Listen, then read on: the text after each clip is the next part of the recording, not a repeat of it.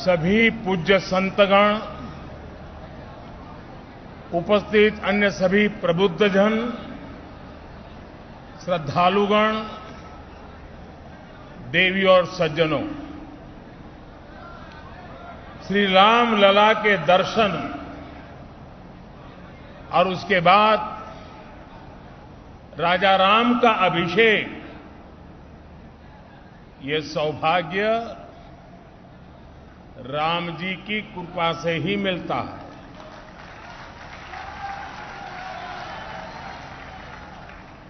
जब श्री राम का अभिषेक होता है तो हमारे भीतर भगवान राम के आदर्श और मूल्य और दृढ़ हो जाते हैं। राम के अभिषेक के साथ ही उनका दिखाया पथ और प्रदीप्त हो उठता है। अयोध्या की तो रज रज में, कण कण में उनका दर्शन समाहित है। आज अयोध्या की रामलीलाओं के माध्यम से, सरयू आरती के माध्यम से, दीपोत्सव के माध्यम से और रामायण पर शोध और अनुसंधान के माध्यम से ये दर्शन पूरे विश्व में प्रसारित हो रहा है। मुझे खुशी है कि अयोध्या के लोग, पूरे उत्तर प्रदेश और देश के लोग इस प्रवाह का हिस्सा बन रहे हैं। देश में जन कल्याण की धारा को गति दे रहे हैं। मैं इस अवसर पर आपको, देशवासियों को और विश्व भर में फैले हुए राम भक्तों को भी हार्दिक बधाई देता हूं। मैं प्रभु श्री राम की पावन जन्मभूमि से सभी देशवासियों को आज छोटी दीपावली के पर्व पर कल के दीपावली की भी हार्दिक शुभकामनाएं देता हूं। साथियों, इस बार दीपावली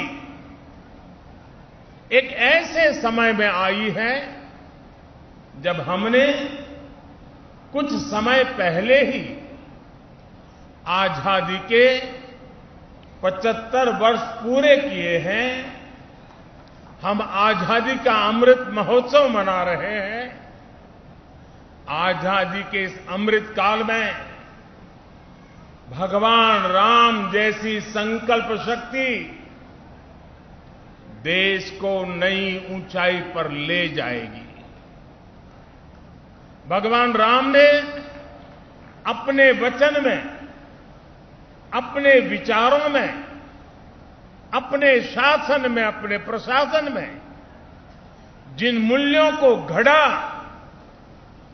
वो सबका साथ, सबका विकास की प्रेरणा है और सबका विश्वास, सबका प्रयास का आधार भी है। अगले 25 वर्षों में विकसित भारत की आकांक्षा लिए आगे बढ़ रहे हम हिंदुस्तानियों के लिए श्री राम के आदर्श उस प्रकाश स्तंभ की तरह हैं जो हमें कठिन से कठिन लक्ष्यों को हासिल करने का हौसला देंगे। साथियों, इस बार लाल किले से मैंने सभी देशवासियों से पंच प्राणों को आत्मसात करने का आह्वान किया है। इन पंच प्राणों की ऊर्जा जिस एक तत्व से जुड़ी हुई है वो है भारत के नागरिकों का कर्तव्य।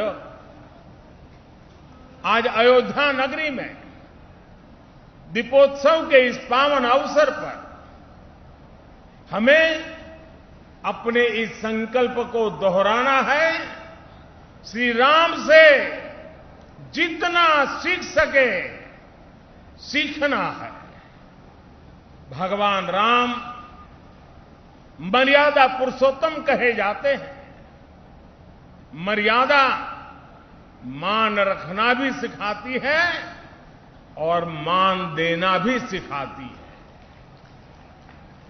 और मर्यादा जिस बोध की आग्रही होती है वो बोध कर्तव्य ही है।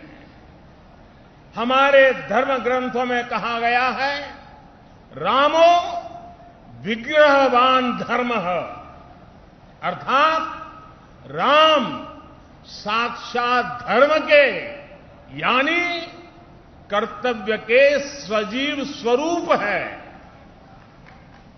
भगवान राम जब जिस भूमिका में रहे उन्होंने कर्तव्यों पर सबसे ज्यादा बल दिया।